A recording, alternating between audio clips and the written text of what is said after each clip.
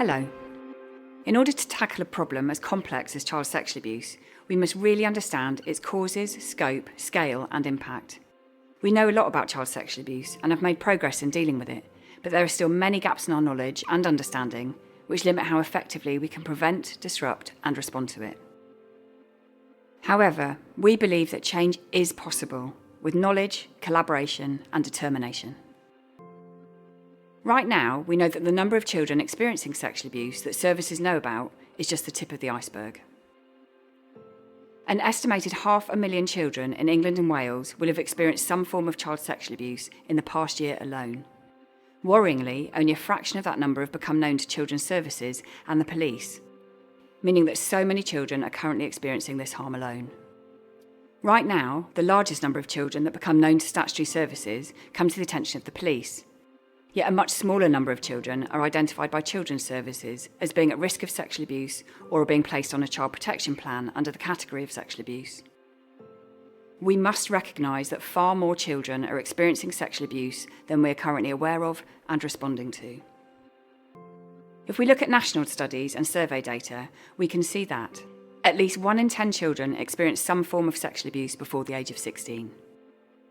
Girls are at least 3 times more likely than boys to report experiences of child sexual abuse, with at least 15% of girls and 5% of boys experiencing some form of sexual abuse before the age of 16. The vast majority of people, 92%, who sexually abuse children are male. Sexual abuse by siblings is estimated to be 3 times more common than abuse by a parent. Boys are more likely to be abused by friends or acquaintances. Girls are most likely to be abused by family members.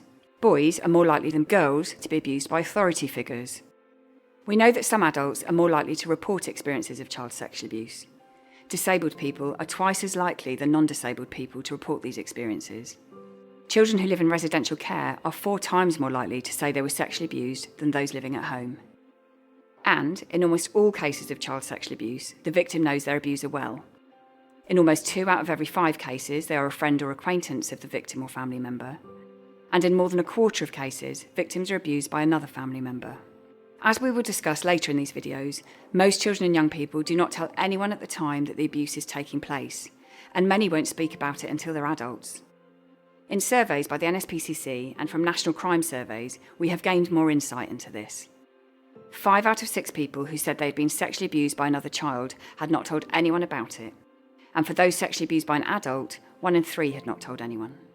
Children and young people who do tell are much more likely to tell friends or family than someone in a professional role. And we know that child sexual abuse does not vary significantly by ethnic group, but children from ethnic minority backgrounds are less likely to report abuse. I hope that gives you a better understanding of the scale and nature of child sexual abuse and the context in which it happens.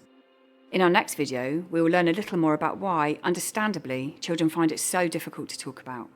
Thank you.